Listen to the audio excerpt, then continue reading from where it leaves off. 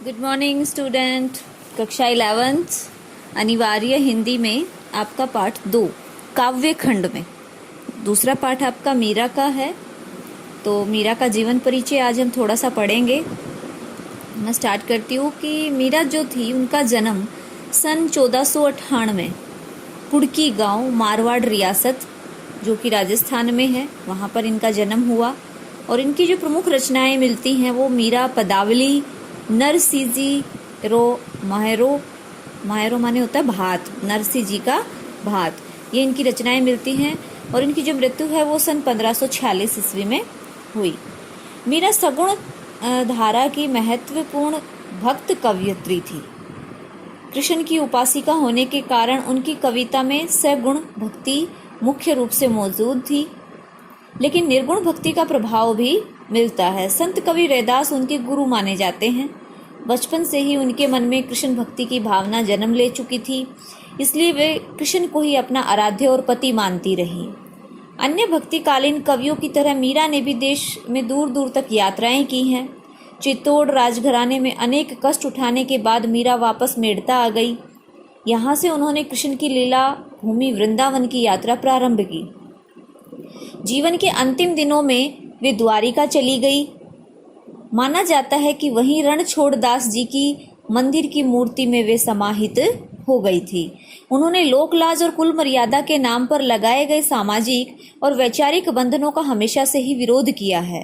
पर्दा प्रथा का भी पालन नहीं किया तथा मंदिर में सार्वजनिक रूप से नाचने गाने में कभी हिचक महसूस नहीं की, जिसकी वजह से उनको बहुत सारा अपमान भी सहना पड़ा था। मीरा मानती थी कि महापुरुषों के साथ संवाद, जिसे सत्संग कहा जाता था, से ज्ञान प्राप्त होता है और ज्ञान से क्या मिलती है? मुक्ति मिलती है। अपनी इन मान्यताओं को लेकर वे दृढ़ निश्चयी रही। निंदा या बंदगी उनको अपने पद से विचलित नहीं कर पाई। उनका न जाने कितनी ही बार तिरस्कार किया गया, अपमान किया गया, उनकी निंदा की गई, लेकिन वो कभी भी उन्होंने अपने पद का त्याग नहीं किया। जिस पर विश्वास किया उस पर अमल किया। इस अर्थ में उस युग में जहाँ रूढ़ियों से ग्रस्त समाज का दबदबा था, जहाँ समाज में बुराइयां फैली हुई थी, पर्दा प्रथा जैसी जो बुराइयां फैली हुई थी, उस समाज में मीरा स्त्री मुक्ति की आवाज़ बनकर उभरी और उन्होंने यह कर दिखाया। मीरा की कविता में प्रेम की गंभीर अभिव्यंजना है, उसमें विरह की वेदना है और मिलन का उल्लास भी है। वो कभी तो श्री कृष्ण से मिलने का स्वप्न देखती हैं और कभी अचानक ही वो बिछुड़ भी जाती हैं। तो मिलने से उनका क्या होता है? प्रेम व्यंजना अभिव्यक्त होती है और बिछड़ने से उनकी विरह वेदना। मीरा की कविता का प्रधान गुण सादगी और सरलता है। कला का अभाव ही उसकी सबसे बड़ी कला है। उन्होंने मुक्तक गेय पदों की रचना की है। गेय पद कौन से होते हैं? जिनको गाया जा सकता है। मीराबाई के द्वारा जितने भी पद लिखे गए हैं उनको हम गा सकते हैं।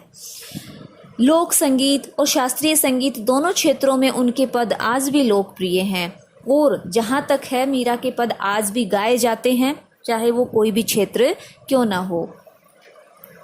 उनकी भाषा मूलतः राजस्थानी भाषा है तथा कहीं कहीं ब्रज भाषा का भी प्रभाव देखने को मिलता है।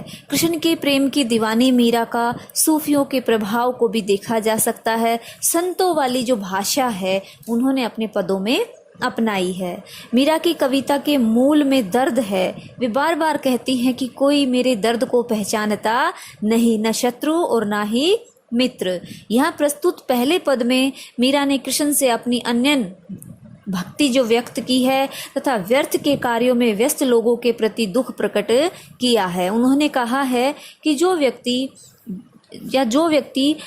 लोग फालतू के कामों में लगे हुए हैं और अपने आप को व्यस्त रखते हैं, उनको कृष्ण के प्रति भक्ति करनी चाहिए। दूसरे पद में प्रेम रस में डूबी हुई मीरा सभी रीति रिवाजों और बंधनों से मुक्त होने और अपने गिरधर से स्नेह के कारण अमर होने की बात कह रही है। दोनों पद नरोत्तम दास स्वामी द्वारा संकलित संपादित मीरा मुक्तावली से लिए गए हैं।